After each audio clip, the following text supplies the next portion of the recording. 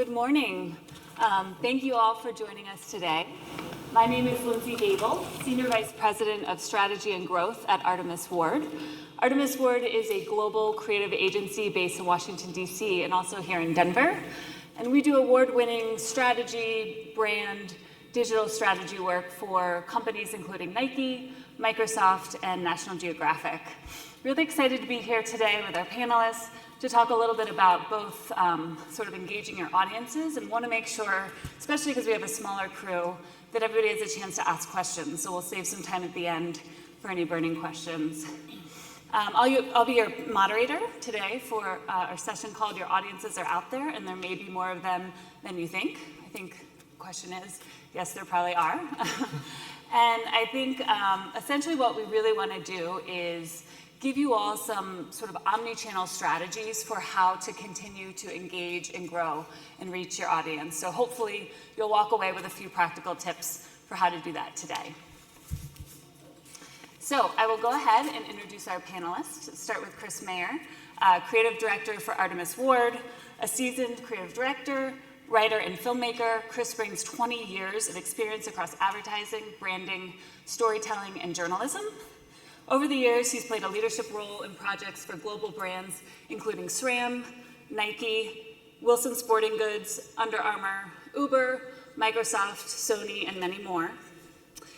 Chris also happens to be the founder and co-founder of DC's Little Salon, a 7-year-old arts and culture event that brings all sorts of artists together for one-of-a-kind, unique experiences that I can say from personal experience sells out within just minutes every time.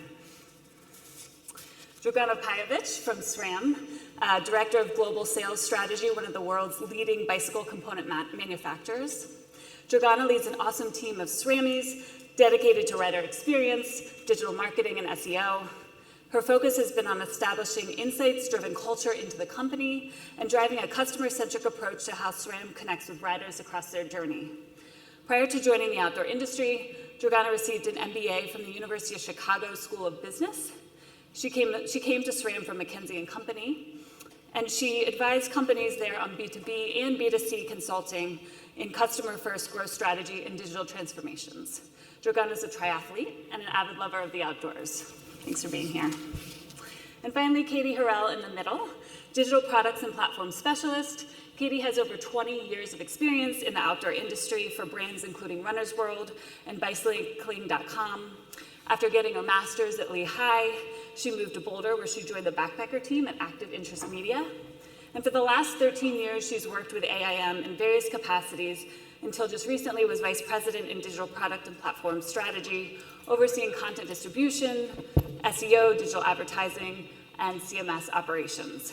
She still lives in Boulder with her husband, 2 sons, a bulldog named Snacks, 9 bicycles, a new toad appeared in the bathtub one day, and they named him Tubbs, and he's part of the family too.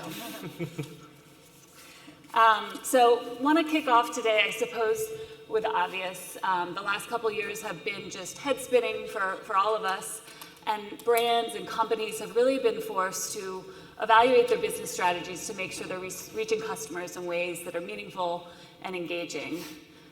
We heard a little bit on Tuesday in the keynote.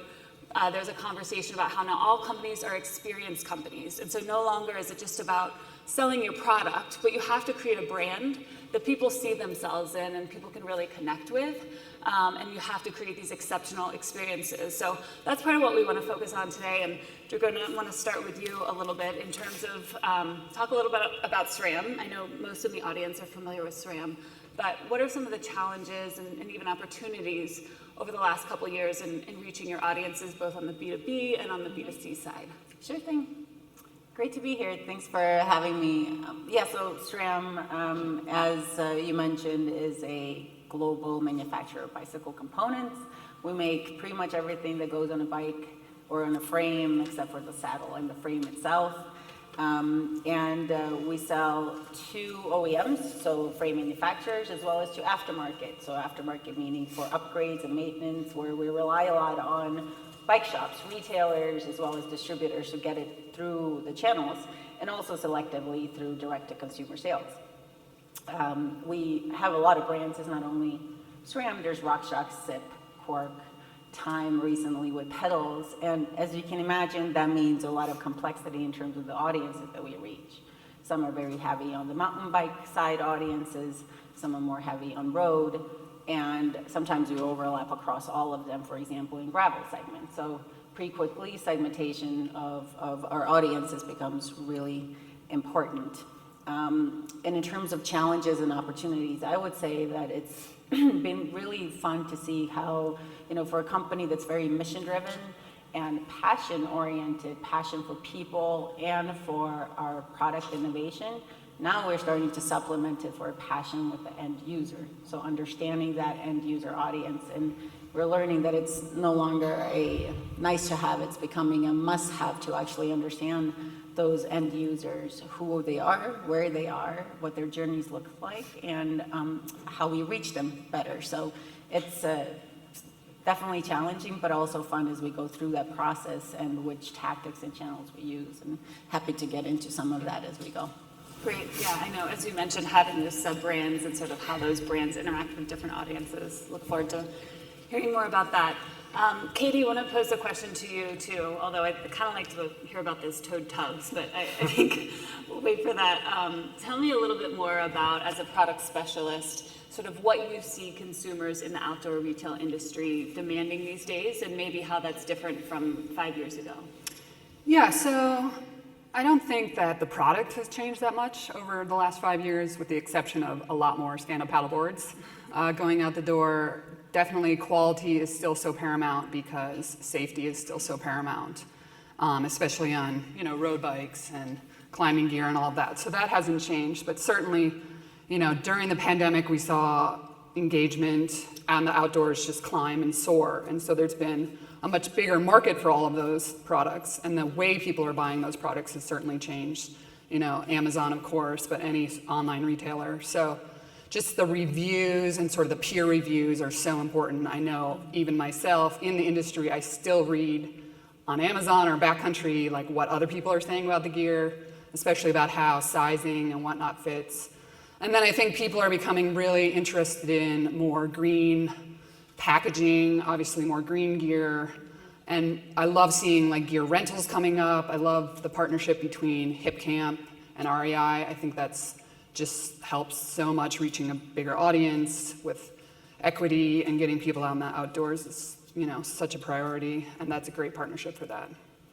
Great, yeah, and definitely want to make sure we speak to some of the sustainability initiatives later. Chris, as sort of a lead at a creative agency who reaches all sorts of clients and all sorts of audiences, talk a little bit about brand strategy and sort of how you think about that for a range of audiences. Sure. Thank you again for everyone for being here. I think one of the, in terms of strategy, the way we think about storytelling in particular for brands, big thing that I've probably seen change over the last handful of years is really this emphasis on inclusion. I think you were kind of talking about that as well. If anyone was here for the keynote speaker on Tuesday, we heard about that. But this idea that inclusion really is sort of part of the story, and that especially when a lot of us are a lot of brands are focused on really specialized products and specialized audiences, finding ways to lower the barrier for entry and to figure out how to build strategies that lead to storytelling that let people believe not just in the product, but in the promise that lives beyond that product. And that's branding 101, that's kind of basic.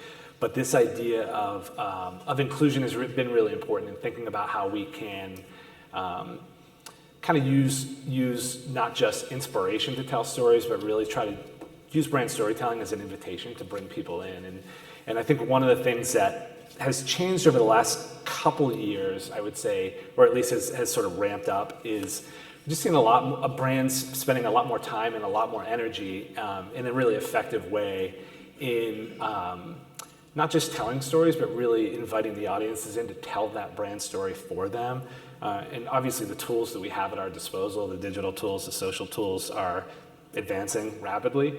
And the opportunities for people to be able to kind of engage with a brand and sort of let their story be part of the story that the brand shows up with in the world has been a really critical part of opportunities for companies to get out there, engage with people, But I also think it's been, it's just been an opportunity to, as you said, reach a whole bunch of different audiences. We've seen, especially in outdoor retail over the last couple of years, the last 16, however long we've been in this period that we've been in, we've seen a lot more people sort of gravitate toward what it means to spend time outside, whether it's individual time or family time. And so looking for those opportunities to pay attention to who those audiences are, to understand what their proclivities are, what their behaviors are, what their motivations are, and then to sort of use that to invite them in and include them in the story has been really critical. So, at our agency, we certainly see this across a lot of clients. And one of the clients that we work with a lot, you've probably all heard of them, are called Nike. And we do a lot of work with Nike, particularly in their basketball and their sneakers work. And I'm paraphrasing here, but the conversation we have a lot is around the idea that we're no longer creating campaigns, we're creating space for other people to help us create that campaign. And so I think that is a kind of pillar for the work that we've been doing over the last couple of years. And something that I just see as an opportunity for all brands to really do something that feels more authentic, more inviting, and more inclusive of people who may have before felt like the product or the brand that they were touching is a little bit more exclusive than they might otherwise, sort of involve themselves with.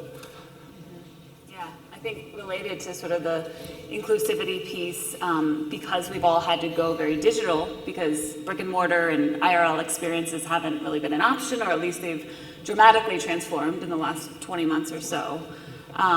Certainly seeing digital strategies evolve rapidly to reach these new consumers. And Katie is, again, sort of a platform specialist. We've talked about audience expectations shifting, but talk a little bit about sort of the strategies in the digital space that we're bringing to audiences to meet those changing expectations. Yeah, I think certainly in the social space, there's such an emphasis now on being timely and being very in the moment. I think brands that are still using scheduling tools and scheduling their content a month, a week out are really going to pay the price for that, negatively sometimes.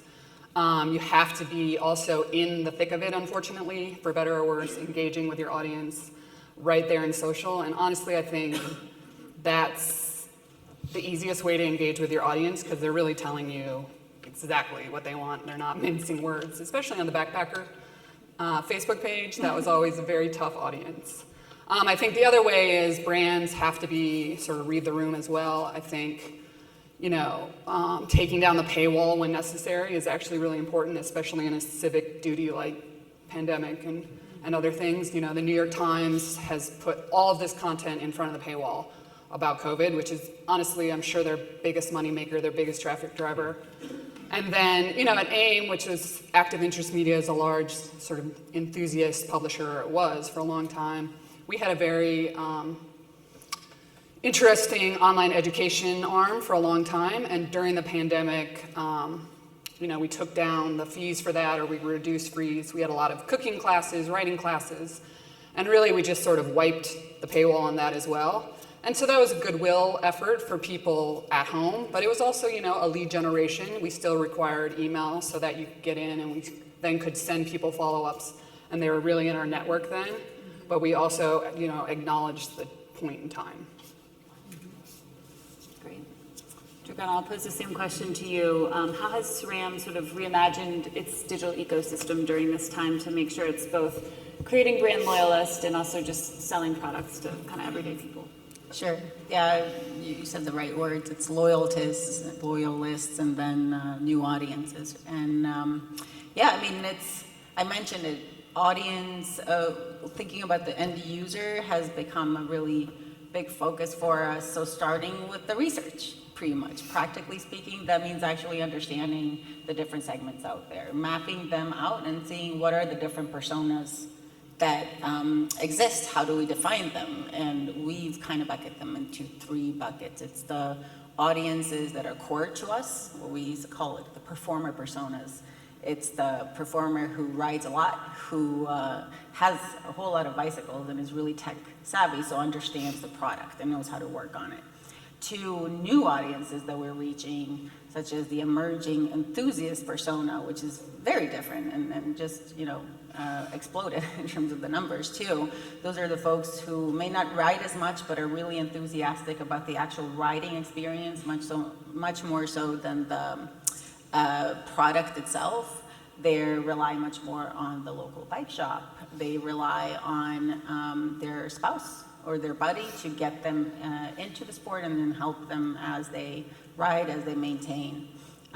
So what that means for us, it means having digital content strategies that start being differing for different personas, right? We still have to serve that core customer with self-serve tools on our website so that they can help themselves in terms of all the product information they need. But we also need to become a whole lot more welcoming and more inclusive to this new audiences, just how you mentioned, Chris, in terms of onboarding, email, drip campaigns that really do help them and tell them about how to ride, how to use the product that they just bought. And it has paid off. It's really fun to see that we're doubling down on this and that there's more urgency around it. And honestly, accordingly, the response is good. That's great. Yeah. How different is the content for that audience versus for your other audiences? And is there a point at which it starts to merge, or it's maybe still too new to kind of know that? Yes, we're still learning. Yeah. A really big emphasis that we have is on experimentation and being more agile and actually testing as we go. But I would say also the channels differ. Not only the content that we use, but how do we use email for a certain audience over social media as a really powerful tool for opinionated people who need quick response and we need to be present there. How do we leverage our customer service team to be more present in those social media channels as well, right? It just all starts being really connected and it's and fluid for that matter, both in content and the teams to support it. And it's going to be fun to learn in the next couple of years. Yeah. And one more question on that front. I know probably all of those audiences are getting some form of storytelling from you. Just looking at your site, that's clear that that's really important to who you are. Talk about storytelling, sort of how you view it, and maybe how you value it. Like, what are you expecting to get out of it? Sure. Yeah, I mean, historically, storytelling for us has started with exceptionally cool, innovative products that we put out into market and the athletes that ride it, right? And then that's a really solid foundation for that performer because those are important influencers. Now we're starting to shift more to what we call the onboarding and the education and the post-purchase phase, right? So all these new audiences who have our products because they bought a bike and it happens to have really cool components on it, how do we educate them on what we call the how-to? And how-to, not necessarily in terms of how to fix stuff, but what it enables them to do, the experience that they get from how they can ride, how they can shift, how they can actually enjoy it to the fullest. And the storytelling component, again, it's not only brand, it's not only creative, it's not only the writer experience team or the customer service team. It really has pushed us to be more coordinated and cohesive around working as a team, especially around product launches and onboarding. Great. Chris, I know you spend a lot of your day thinking about storytelling as creative director.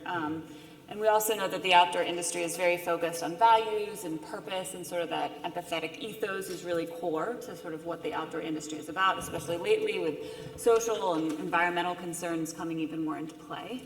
So curious, as you think about storytelling, how do you sort of use those cues and those elements to be a part of a brand story, to kind of create those bridges to reaching audiences? Great. Well, I think when you were talking about the paywall at New York Times, it made me think that part of what you have to do is start by understanding that your brand or your story doesn't live in a vacuum, and that you are responding to the world around you, and you will be judged by how you respond to the world around you, and you'll be celebrated also by the way that you respond to the world around you. So I think, one thing I think is at Artemis Ward, at least, we always we beat the drum that we're anthropologists first. We're sort of problem solvers and anthropologists. And need to pay attention to sort of what's happening around us and understand that our brands aren't static, our stories aren't static, and that the story that we're telling isn't a traditional story per se. It's really an experience, and so we think a lot about that. But I think if I had to sort of tattoo a mantra on my arm, it would be something like, like you are not what you sell. That's your brand is bigger, your story is much bigger than simply the product that you sell. It really is. I mean, I'm a brand guy, so I really believe in the idea that your brand is the idea, this bigger invitation that you give people to sort of see themselves sort of aspirationally, and seeing your brand sort of opens the door and the opportunity for a whole bunch of different audiences to see themselves in different kind of ways. So then, when we start to think about where we are in 2021 and the kinds of stories we're telling, the kinds of experiences that we're developing, we realize that brands are very purpose-driven, need to be purpose-driven, and if you're not to some degree purpose-driven, or at least don't have a sense of why you exist in the world and how you respond to the world around you, that will be a reflection of who you are. So part of what we do is spend a lot of time thinking, both as an agency and then for our clients as well, thinking about how we can help folks to identify what that core story is and what those values are, and make sure you don't fall into the trap, which I think a lot of brands sometimes fall into, which is that when you're particularly thinking about values and purpose, that those turn into sort of like three words on a secondary page on a website with some fancy copy underneath it, but don't actually have these in real life touch points.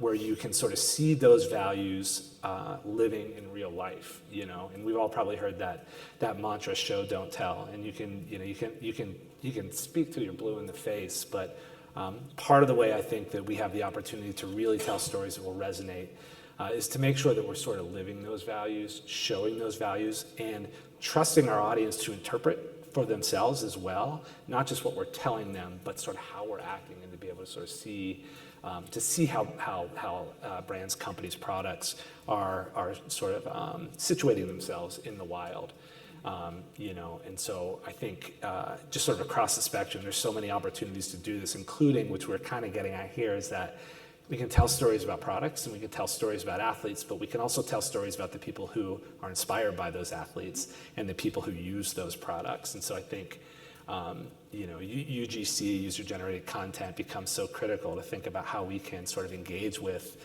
the people who are at the heart of everything that we do, and trying to find ways to make sure that their story in reality is our story, and that everybody sort of feels, to go back to my point earlier, that everybody feels sort of included and that there's an invitation into that bigger story that we're trying to tell.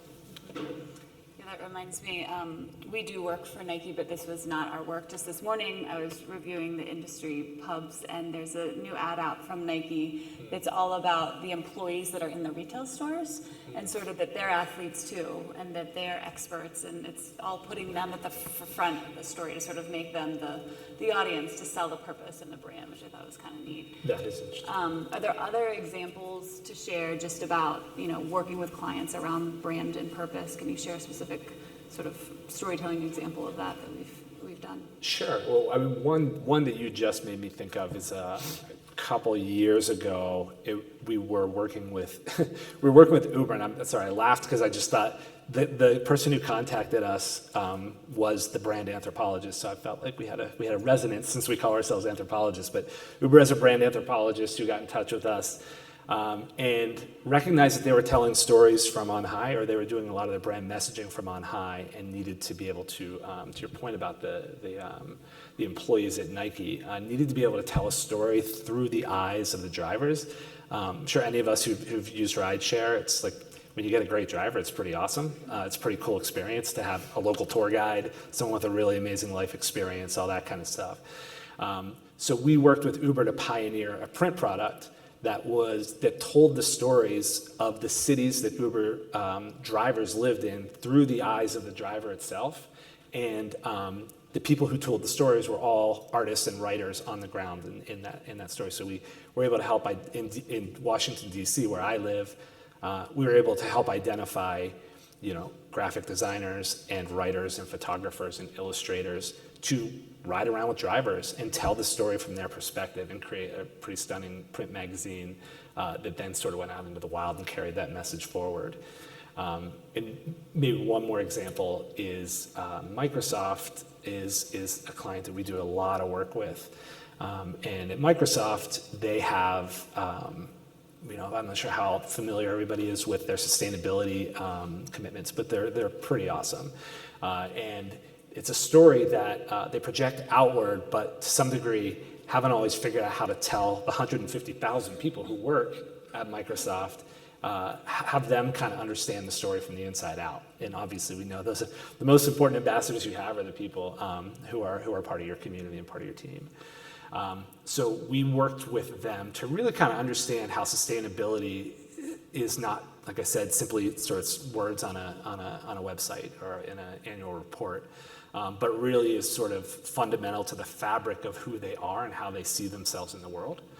And rolled out a campaign that we've called It's in Our Nature a couple years ago that works. Initially, we worked with their real estate and facilities team, which is at Microsoft's pretty big crew, and eventually worked with their fleet team in Europe. We've worked with their travel team to really help tell a story about sustainability that doesn't feel like lip service, that helps people to understand the work that that company is doing from the inside out, but importantly, that also invites people in, the employees in, to understand how they can continue to shape that story moving forward. It's never a finished story.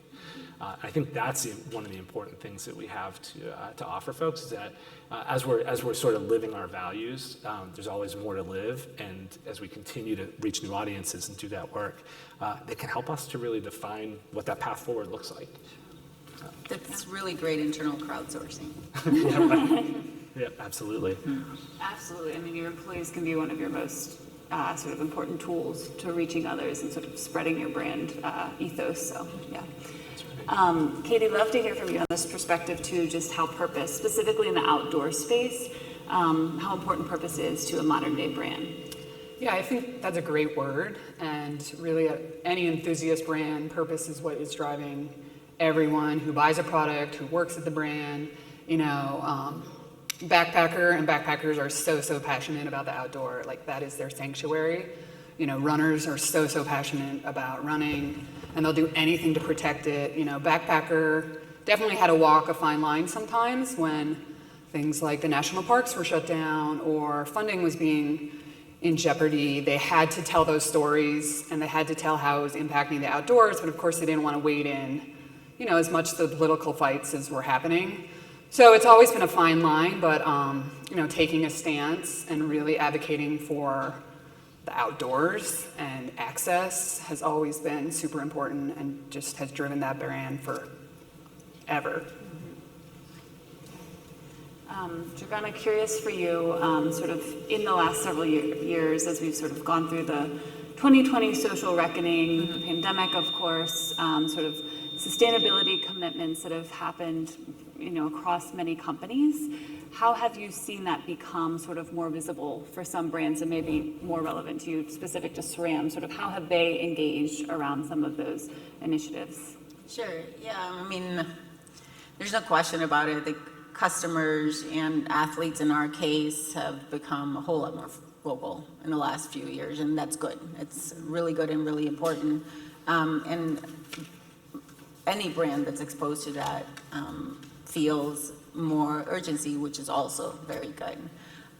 For SRAM specifically, we have a very strong foundation in advocacy and this philosophy of power bicycles and doing what's right, which is really great. We, through our sister foundation, like World Bicycle Relief or the Cycling Fund, we have driven a lot of impact. But for sure, the last few years have created or compelled us to act even more, which is great. I would say that for us, what that means and how SRAM operates, it starts with listening and learning, and then after that, taking action. And part of what we hear is that in events like these is to be able to learn from other brands as well and act on it. But one thing that's been really important to us is to, for lack of a better word, not reinvent the wheel or not duplicate efforts out there. But back to your point, Chris, around understanding values and actually articulating them really well. why not tap into that and find local communities, local grassroots efforts, local groups, athletes, ambassadors, advocacy groups that already are doing really great efforts, and finding them, and I would encourage any brand to do the same, and align with those that align with your values, as long as they're clearly articulated, and give them the platform and the voice, especially if it is a bigger brand. Give them the voice to actually have more reach and then have true impact. And I think it's one area that we're going to double down more on when it comes from the social justice perspective, diversity, equity, inclusion. And we are. In terms of environmental sustainability, I mean, you can't ignore it anymore. It's I hope nobody does. And we at SRAM, you know, we're a very big company in terms of offices, 25 facilities, manufacturing facilities, engineering offices around the whole world. For us, that big challenge now becomes to become better coordinated. A lot of people are dedicated to sustainability and environmental sustainability, but not always coordinated. So we're kind of taking two parallel paths. One is to coordinate, map current state in terms of what is our true footprint, and accordingly map out that long-term roadmap.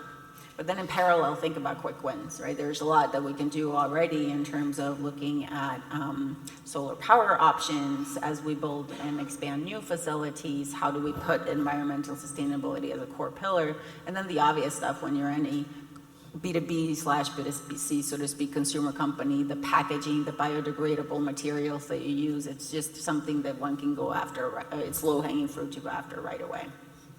I think it's interesting from a storytelling perspective how you incorporate those corporate learnings into, you know, public-facing information. How do you tell your audience, you know, we've reduced our carbon footprint like this? I think that is what audiences want to read about more these days, but of course not in a really static way. They want it integrated into the product. Like, I'd like to know, you know, how much rubber do my 9 bicycles. It's a really good point. Yeah. We can't be blind to it. Right. And then the interesting thing about not interesting, it's really important, corporate social responsibility, PR, it can't be contrived, right? It has to be genuine, it has to be real. So it has to be tied to, it's part of who we are. It's the right thing to do, and we can't be blind to what happens with, how do we actually use and reuse tubes and tires or whatever it might be, right? And articulating it, not because it's a brand marketing tool, but because it's the right thing to do, and it becomes naturally something that one can, you know, stand on. And you can't be reactive anymore. You have to be Exactly. proactive. Yeah. Right? The thing that's interesting about that, though, is although you're not doing it as a brand marketing tool, it does offer you the opportunity to build your tribe in a different kind of way. I'm sure everyone here has brands where you maybe have never actually purchased anything from them, but you admire them, you feel aligned to them. And it's a great opportunity to build a more multidimensional community. And I think the point we're making here too, also about partnerships, is really critical. And not to be selfish, you know, and to understand that there are so many other great organizations out there, and that together, where it's been very important over the last couple of years, but together we can have a different kind of impact, and we can sort of create a different shape of community that we might otherwise be able to do if we're just by ourselves telling that same story. Dragona, listening to you talk about all the different efforts happening at SRAM reminded me of a conversation we were having yesterday with another company in which they said, you have all these stories to tell, and it's sort of like, how do you know which one to tell? And sort of where do you start? What do you prioritize? And obviously that maps back to who your audience is and what you're trying to do.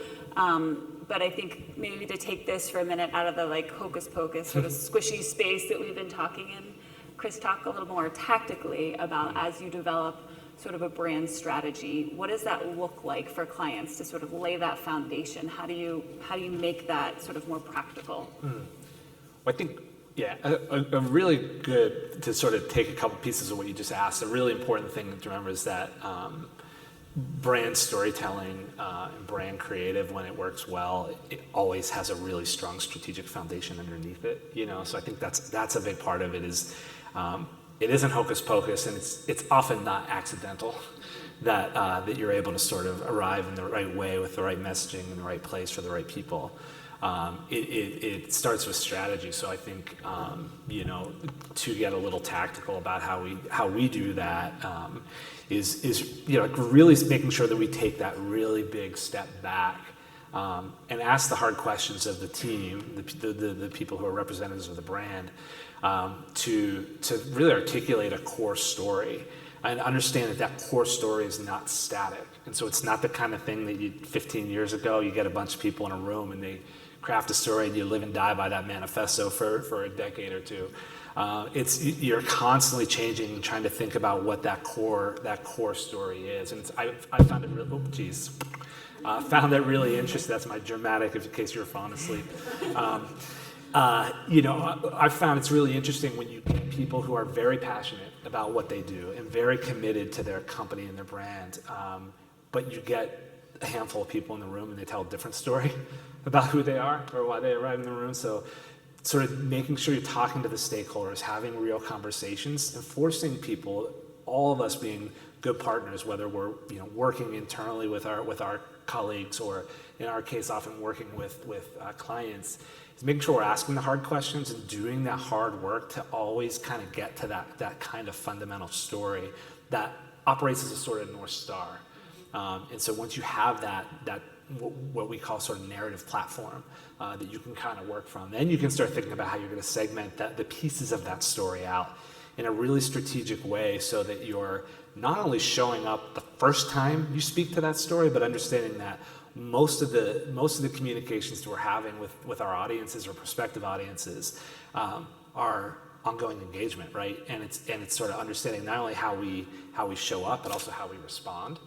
And so, it's often creating a playbook, making sure that your team has a playbook, and making sure that every single person from top to bottom in your organization understands what that story is, believes in the message, understands the purpose, and offers, or you're offering everybody the opportunity to kind of continue to tell that story. So, for us, then that will mean like creating that playbook where when you're showing up on social, or whether you're creating an email, or whether you're talking to a whole bunch of different audiences, that you're doing it with a reason. You're doing it with deliberation and with discipline, and so that's sort of how we show up, or sort of how we sort of strategically approach a lot of that stuff, to make sure that the creative that sings always has this foundation underneath it that we can go back to point to. In part because we also know that we're all iterating, right, constantly. So when something doesn't work too, you want to be able to go back and try to figure out where things are sort of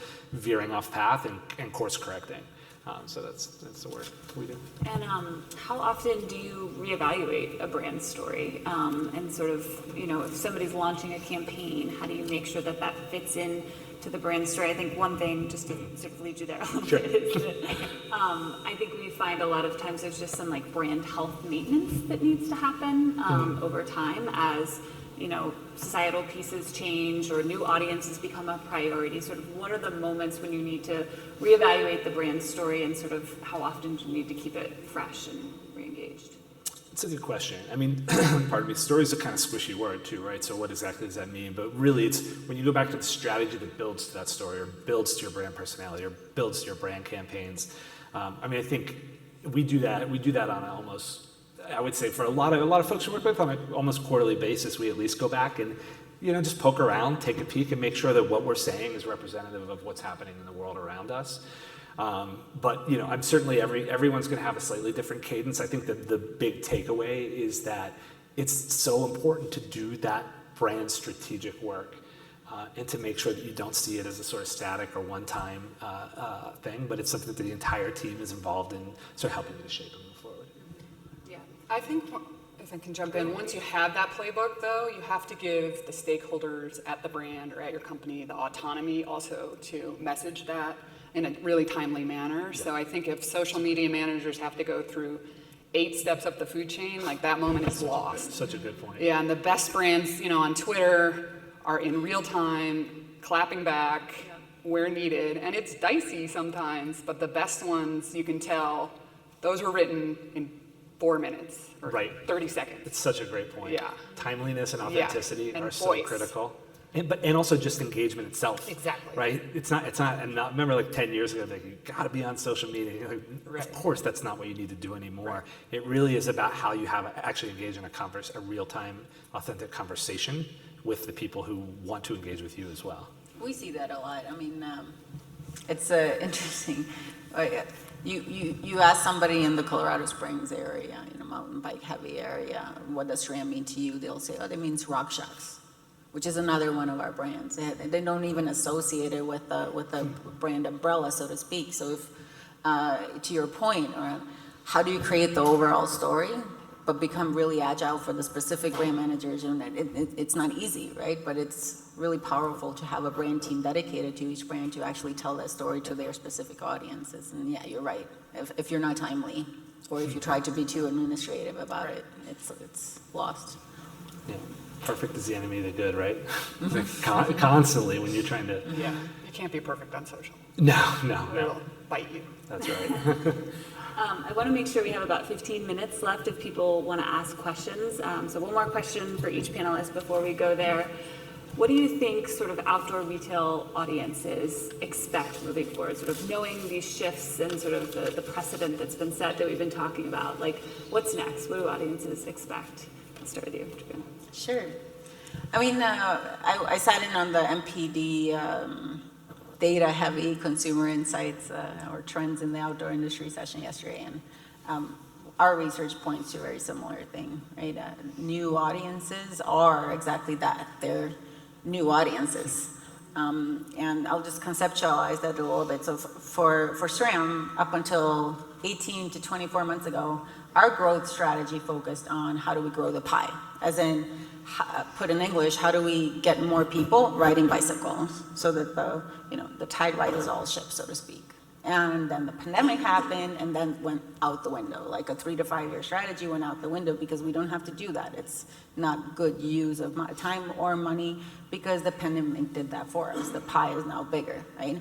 So I think we really have to rethink how we think about sales, how we think about marketing and storytelling and connection and the channels we use to tell that story to that new audience, right? And for that means being more welcoming, that means being more inclusive. Like you guys have heard these words said so many times in the last few days, but it's because it really is true, right? It's the consumers are changing out there, and we focus less on the awareness, but more on the retention. So how do we keep them riding, hiking, biking, running, fishing, and all of that other good stuff? And it takes a different approach, and it's really important. I want to emphasize one last thing that I think is really important, and you both said it. Yes, a lot changed, but the only constant is change, so more change is coming. And we really have to be aware of that consumer perception, needs, pain points are going to evolve, and all our teams within a specific brand have to respond accordingly. We have to become much more focused on agile, not perfect, to your point. When it comes to social media, it's too public for us to try to be perfect and we'll lose the opportunity. And we have to focus on testing it, measuring to see if it works, and then actually learning from it. And the cool part is digital allows us to do that. We can actually afford to experiment. And as long as we don't put out content that's about creating a negative emotion, I mean, you're not going to have a negative return. You're probably just going to learn from it. So anyways, I would say agility becomes really, really important. Great answer. What do you, Katie? Yeah, I think going back to the sustainability and the packaging is going to be really important for a lot of these outdoor brands. Prana's already doing that. A lot of other people have already been working on that and practicing that. But I also think, going to your point about community and being involved in the community, I'd like to maybe naively see a shift away from influencers and maybe athletes even a little bit, and be more really like human focused and community focused. Or even humanize them. Yeah, exactly. I love Uber's example of humanizing the driver. I think we're just like humanizing and personalizing the athlete behind it and what they do in communities. Right. And there's a lot happening at city levels that I think are really important. I was just in Wisconsin, and there was a disability accessible lake, which I thought was great. What a great idea. And then they had a free life vest station. And I thought, well, this is such a nice low crime area that nobody walks off with their life vests, but also what a great marketing or branding option for any number of boating brands or, intro to fishing for kids or something. My marketing mind was like, why is this not branded? But I think what a great sort of community resource. Anything like that, sponsoring the lake, facilitating the lake. Backpackers always done a lot of trail cleanups, things like that. The brands are going to have to be authentic in sort of giving back, I think, too. Sure. I think my response might be a culmination of these responses, right? Which is that, where I think we're going in part is widening the tent and finding these opportunities to make sure that that people can envision not simply people who are like hardcore enthusiasts, but people who are willing to dabble or have an interest, or maybe live in urban environments, or different people who are coming from different places, different experiences, have an opportunity to sort of see themselves engaging with that product or that brand, and that means being really smart about thinking about what those barriers for entry are. And addressing those, and finding opportunities to sort of chip away at those, and they can be hard to find sometimes, and they can also be really annoying to try to chip away at. But I think there's a lot of opportunity for inclusiveness and sort of getting rid of those barriers to entry. And I think we see it with all the brands we love, and this is just maybe reiterating my drumbeat so far from this conversation, but it's just that what you're selling is not really a product, but it's an idea, and it's, I think we look at a lot of the brands we love. I was doing my, to mention Patagonia's, I'm sure they're all fans, but doing my morning Instagram scroll this morning, and just kind of looking there and thinking, you kind of have to search for products there. What you have is an experience and a feeling, and I think that as we continue to sort of make sure that we remember that narrative is a really big part of what we do, and sort of creating that environment, that opens up a lot of space for all of these other conversations we're talking about, and for all these other audiences who may otherwise feel like that's cool, but that's not for me. Yeah, it's great. All right, so want to give everybody a chance to ask questions. If anybody has a question for a specific panelist or just a general question, raise your hand and go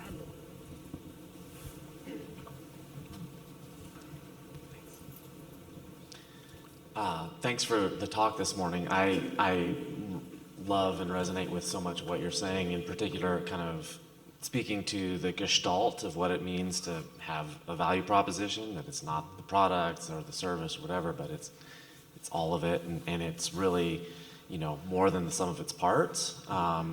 And I do business consulting, sustainability business consulting for small and medium-sized consumer product brands, and the question that I get by far the most is, where do we start? How do we start doing sustainability, not just talking about it? How do we avoid greenwashing? How do we, as a small brand with limited resources and everybody, wearing many, many hats, we don't have that scale with which to start. And I've certainly got my take, but I'd like to hear from any one of you or multiple people there about, integrating these ideas about showing up with authenticity, and just starting. And one thing that kind of resonates with me, and kind of a context with which I approach this, is just being okay with a little bit of vulnerability, and inviting the end consumers to help kind of guide that trajectory for the brand. But I feel like all of you can speak to kind of well-established brands or bigger brands with bigger budgets and bigger agencies that can help support that transition. But how do the real small brands engage in these issues? I'll just start quickly and say, vulnerability is such a great word to think about when we talk about authenticity, and vulnerability is, I think, critical to that, and sort of acknowledging sort of where we're at. I think sometimes as marketers and messengers, as we're thinking about how we're putting stuff out there into the world, especially when it's around stuff that sustainability that we really care about, and we know that it's such an enormous, daunting challenge ahead of all of us.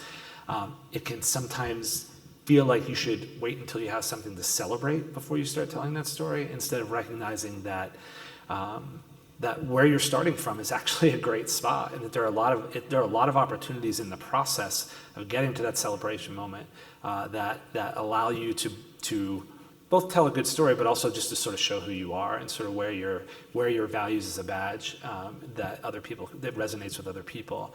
And so I think one of the things that we do is look for the small moments and recognize that those small moments are really critical moments in getting us to the big moments. And it's awesome because we have so many platforms now to be able to tell these stories that it doesn't have to be a 15-minute video. It can be a small social post, or there are different ways you can use the tools at your disposal to be able to celebrate those moments and the people who are engaging in those moments, and reminding everybody that internal and external folks in your community are a major part of telling that story, which results in actually creating change. I think small moments is great. I think there's a lot of little, like you say, tidbits that you can do, and that I appreciate when brands, include plant seeds or something small that you can plant and rejuvenate the bees, or I hear chestnuts are gonna save the world, so maybe something about the chestnut trees. I really like, the swap this, swap that. Any of those small mailers are really cheap to throw in your packaging. Granted, I'm advocating for more paper, but something compostable or really small that tells you what the brand is thinking about and advocating for, but also has an action item. And I know that really resonates with my children too, and that's the generation that's gonna, help us, so that if I can plant a tree with my kids, they really think about that going forward. I agree with everything they said, and I think I was supposed to turn so you can hear me. You mentioned also, small, medium enterprises having scarce resources, right? Everybody already wears 2 to 5 jobs minimum. I would say start with clear objectives or a vision from top leadership is really important for those companies, so that the folks who already have a job and putting out content, creating new marketing, creating a campaign, it's part of what they think about. It's part of those 3 priorities they already have, so they can integrate it already from scratch, right? They prioritize it as much as, promote a specific product or a service, promote as part of the sustainability aspect, social injustice aspect, whatever it might be. At least we found that, because SRAM is a little bit like a huge startup. It's a mentality of a startup. And when many wear a lot of hats, with a clear vision and goals, so that people see, it's part of my job too, to get that message out. Plus what they said.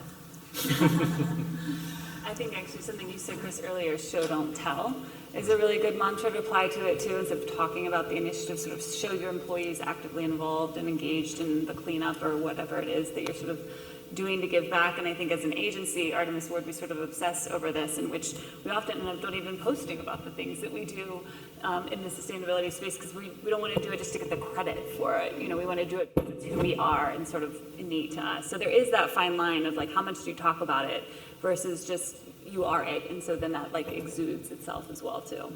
So, any other questions from the audience?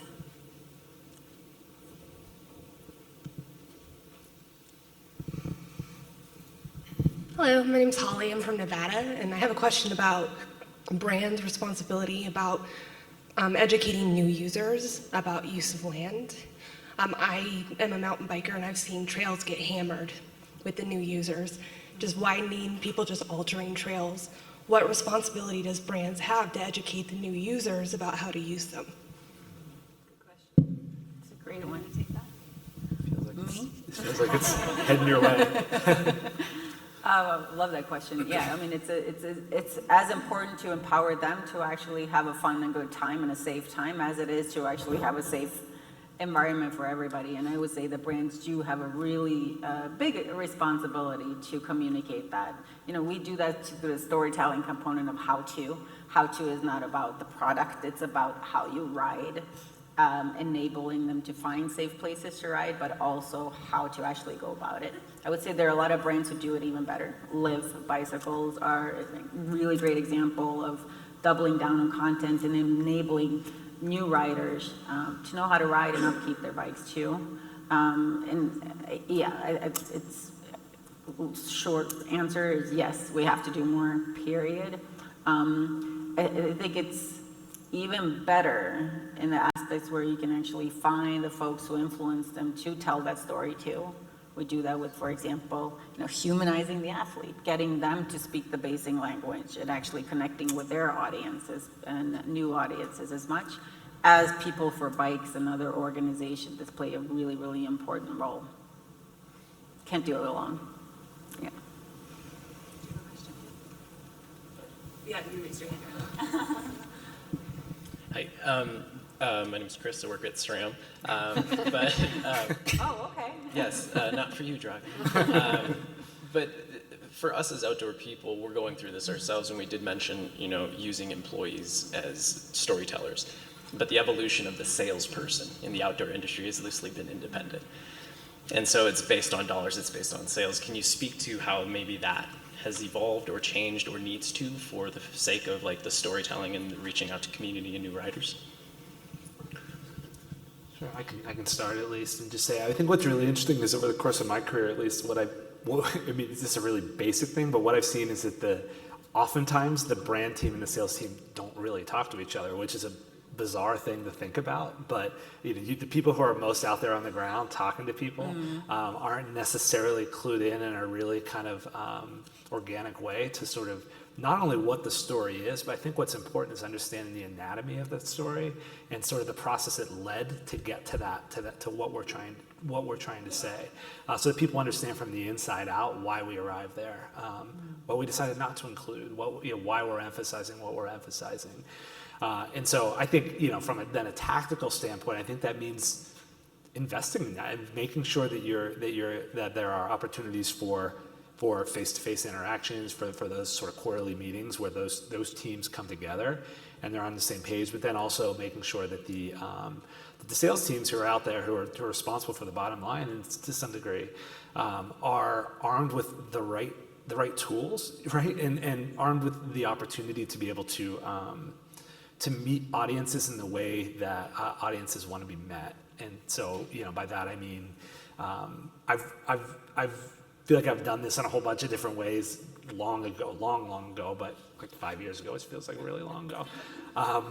Worked with MasterCard on a whole bunch of sort of big financial things. We're realizing that there were sort of two different stories being told. And so really what we did, we realized that a lot of their sales team is out there walking around with iPads, and that's how they're telling their story, but they didn't really have, they literally didn't have information that was designed to be both read and then shared on an iPad. So tailoring those experiences or that information to something that becomes really functional for them in the environment where they are is so critical. So I think we have been talking a lot about sort of like big brand storytelling and stuff like that. But there are also these really important sort of functional tools that we can build to make sure we're asking people, actually asking the questions and then giving people what they need to be able to have a conversation out in the world. I do think sales needs to evolve, and I think the pay structure around that needs to evolve, especially in media. But I also do think that salespeople can bring a lot of really valuable information from the brands or from the media brands or whoever to the retailers and whatnot. Like I used to seed all our salespeople. I'd be like, this week we sold, based on affiliate or click-throughs or whatnot, I was like, we sold a lot of bug spray. Go talk to the bug spray people and tell them that, this is a really important audience. Or we actually moved a lot of hula hoops this week for Yoga Journal, which was unexpected. So go find a hula hoop person and tell them yoga people also like hula hoops. And just, that's a bad example, but, stuff like that. We have all this insider sort of first-party data, which is the buzzword right now, based on our audience and based on what they're reading and then based on what they're buying from what they're reading. And we can take that all back because a lot of brands really have the end data. Like Amazon will tell them what moved, but they don't have the funnel data. And we have all that funnel data to give them. Dole it out, right? Right. Yeah, and that really goes back to where we started, which is listening to your audiences. Yeah. And there's a lot of different ways to do that, and through the sales team is certainly a really important one, too. So I think we're out of time. Just want to say again, thank you all for joining us. On behalf of Artemis Ward, I said at the top of the panel, we were sponsoring this event and just so happy to be here, meeting new faces, getting introduced to new brands. If you're interested in connecting with our panelists, hopefully you caught the information that was there throughout the session because it's gone now, but they'll also be outside and happy to chat. And then one more plug for Artemis Ward, we have a monthly newsletter we call Provocations, designed to provoke thinking around how brands show up in the world. So if you're interested in signing up, there'll be a sign-up sheet right outside. Hope you all enjoy the rest of the conference. Thanks.